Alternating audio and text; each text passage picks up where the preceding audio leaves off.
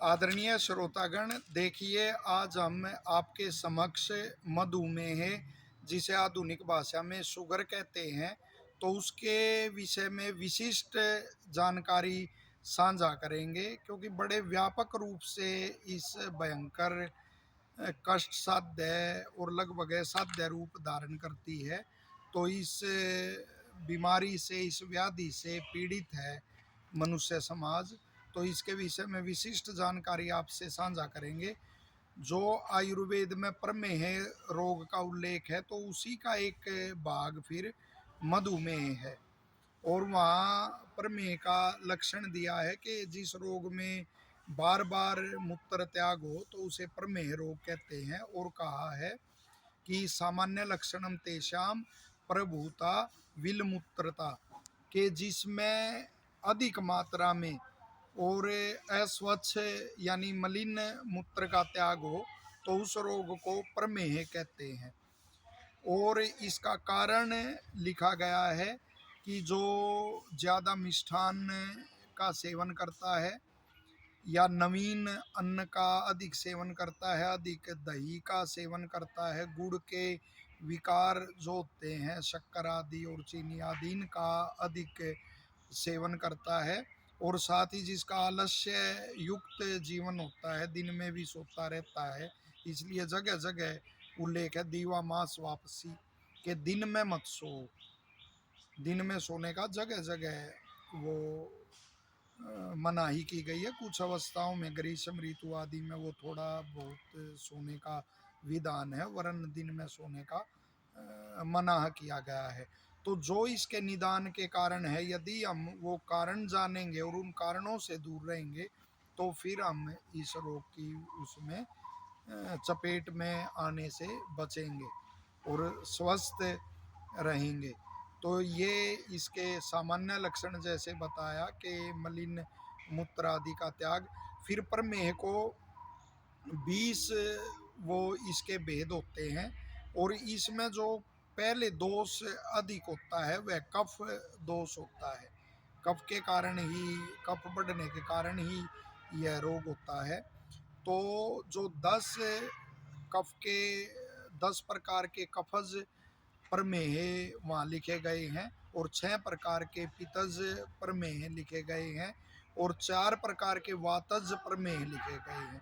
और जो कफज प्रमेह है, क्योंकि वहाँ दोष दुष्य समान होते हैं, कफ की जो चिकित्सा की जाती है उससे फिर यह दूर होता है। तो कफज प्रमेह जो होता है वह सुख साध्य होता है, और पित्तज वो कष्ट साध्य होता है, और जो वातज प्रमेय होता है वह बड़ा दुसाध्य होता है और असाध्य स्थिति में भी पहुंच जाता है। तो जो मधुमेह है, शुगर है, वह वातज प्रमेय के ही जो 4 प्रकार हैं उनमें से एक प्रकार है। तो विशेष इससे सचेत रहना चाहिए। यदि पीड़ित हो गए हैं तो विशेष सावधानी से और कुशल वैद्य के निरीक्षण में इसका आप उपचार करा सकते हैं। और जो विशिष्ट जानकारी हम यहाँ साझा कर रहे हैं, तो वह के 2 प्रकार के रोगी इसके मिलते हैं। एक तो जो क्रिस हो जाते हैं इस रोग से पीड़ित होकर बिल्कुल बाहर जिनका गिर जाता है, और एक ऐसे होते हैं कि जो स्थूल होते हैं। तो दोनों की चिकित्सा अलग अलग होती है। जो क्रिस होते हैं उनको जीवनीय गण की औषधियाँ हैं, उनसे उसकी चिकित्सा करनी पड़ती है। लेकिन फिर यहाँ हमने आपको पहले भी कहा कि वैद्यों के घर तो दूर हैं, बड़ा सूक्ष्म यह ज्ञान होता है। बिल्कुल स्पष्ट निर्देश है कि कृषि की ऐसी चिकित्सा करें कि जीवनीय गण की औषधियाँ तो उसको दें, लेकिन कफ और वो मेद बढ़ाने वाली वो ना हो। तो ऐसी औषधियों में जैसे मुलेट्टी का प्रयोग है, बड़े शोध हुए हैं कि कैसे शुगर में यह वो कारगर रहती है। तो बिल्कुल यहाँ वो सिद्धांत घटित होता है। दूसरे स्थूल की ऐसी चिकित्सा करनी पड़ती है कि वो उसका मेद तो घटे लेकिन बल ना घटे। उसका कफ निवृत्त जब होगा, मेद घटेगा और बल की भी साथ हानि हो जाएगी, तो फिर विपरीत प्रभाव पड़ेगा। तो हरड़ है, जैसे आंवला है, वो ऐसे योग हैं, और भी कोई योग हैं, तो जो वो स्थूल का वो मेद घटाएंगे, लेकिन उसका बल नहीं घटेगा। लोधर का और अर्जुन का प्रयोग भी इसमें किया जाता है, तो इनका विशेष वो ध्यान रखना चाहिए। और साथ ही कुछ चिकित्सा ऐसी लिखी है, क्योंकि आयुर्वेद पर शोध नहीं हुआ, बड़े बड़े पैसे खर्च किए जाते हैं और उन पर, लेकिन आयुर्वेद के जो सामान्य वो हैं उन पे वो नहीं हुआ, कोई शोध नहीं हुआ। वरन इसमें एक चिकित्सा ऐसे भी लिखी हुई है कि निर्धन या अभाव जिसके पास है धन आदि का, जो बहुत महंगी औषधियाँ भस्म आदि नहीं ले सकता, कैसे इस रोग से छुटकारा पाए।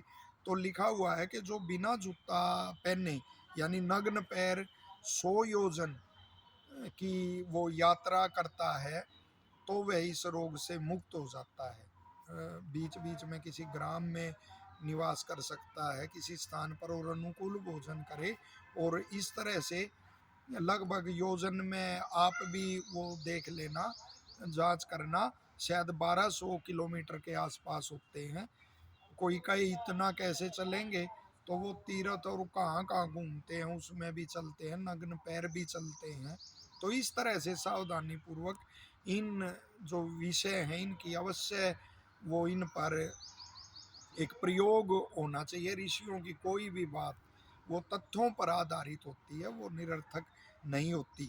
साथ ही कहा गया है कि गौओं के मध्य में ही रहें, किसी गौशाला में आप रह सकते हैं, वहाँ सेवा दे सकते हैं, और गौमूत्र का सेवन करें, वो भी इस रोग से निवृत्त हो जाता है। और भी नुस्खे अनेकों, जैसे कई अपने आप ही करेले का और ऐसे कटून का सेवन करते रहते हैं, लेकिन हम कहेंगे कि सावधानी पूर्वक, वरना उधर की झिल्ली आदि ये इतनी सूक्ष्म होती हैं, कोमल होती हैं, कि वो बार बार कटु उसका लंबे समय तक आप प्रयोग करोगे तो उनको हानि, वहाँ क्षत उनमें हो सकते हैं, या अन्य हानि हो सकती है, वायु विकृत हो सकती है। तो सावधानी पूर्वक, और ये जो प्रयोग हमने बताए ये बिल्कुल निर्भीक हैं। और साथ में आयुर्वेद में कैसे औषधियों के साथ साथ पशु पक्षियों का, उनका भी कितना महत्व है, तो इसमें दिया हुआ है। जैसे घोड़े को जौ खिलाई जाए, और फिर जब वो गोबर या लीद जिसे कहते हैं आप, उसका त्याग करता और उसमें जो निकलते हैं, तो उनको, उनका संग्रह करके और उनको पानी से साफ करके सुखा के और उनके आटे का प्रयोग किया जाए, तो निश्चित तौर पर यह तो आशातीत वो लाभ अवश्य इससे होता है। और भी कुछ योग, जैसे स्वनाम धन्य, हमने पहले भी उनका वो किया वर्णन, बाबा मस्तनाथ आयुर्वेदिक कॉलेज में बड़ा नाम नामी थे, पिताजी के गुरुजी थे श्री बलबीर दत्त शास्त्री जी। क्यों, अभी पिताजी ने कोई आयुर्वेद के विषय में उनका साक्षात्कार हुआ, उन्होंने वो तो किसी ने टिप्पणी, उन्होंने किसी पे वो टिप्पणी की, फिर उन पे मैंने पहले भी बताया था, महापुरुषों का तो एक अलग विश्लेषण होता है, हम जैसे सामान्य को उसमें नहीं घुसना चाहिए। ये एक सिद्धांत होता है सामाजिक उसका। तो एक उसने टिप्पणी की, नहीं इन्होंने तो आयुर्वेद को जनाया है, ये वो फला व्यक्ति से ही आयुर्वेद प्रसिद्ध हुआ है। अरे आयुर्वेद की तो स्वयं ही महिमा, वेद की तो स्वयं महिमा, वेद का ही उपवेद है आयुर्वेद, तो वेदों का तो अलग ही वो है, हमने देखे हुए हैं। श्री बलबीर दत्त शास्त्री जी इसका एक विशेष नुस्खा बताते थे, कि जो वो नीम की अंतर छाल है और साथ में जामुन की गुठली की जो मज्जा है, तो उनको, उनका चूर्ण बना जाए और फिर त्रिफला के साथ उसका सेवन किया जाए, तो ब्लड शुगर में बड़ा ही लाभ होता है। और साथ ही जो असाध्य रोगी हो जाते हैं, फिर कुशल वैद्य उनको क्रम से हल्की मात्रा बढ़ा के या ऋतु आदि के अनुसार थोड़ा सा बीच में विराम दे के वो शिलाजीत का प्रयोग लगातार कराते हैं, और वो भी इस रोग को जीत लेते हैं। तो हमें पूरी आशा है कि शुगर के बारे में ये जानकारी आपको उचित लगेगी, और जो जो इसके निदान बताए उन्हें छोड़ देना चाहिए।